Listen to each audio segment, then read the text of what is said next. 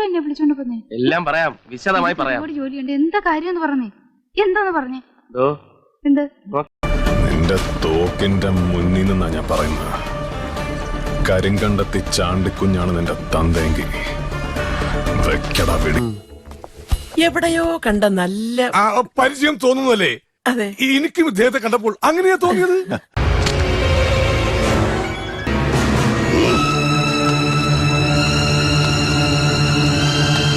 ഒറ്റ തന്തയ്ക്ക് പറഞ്ഞവനാണെങ്കിൽ കൈയും നെഞ്ചും വിറയ്ക്കുന്നില്ലെങ്കിൽ നീ ആ ട്രിഗർ ഒന്ന് വലിക്കടാ.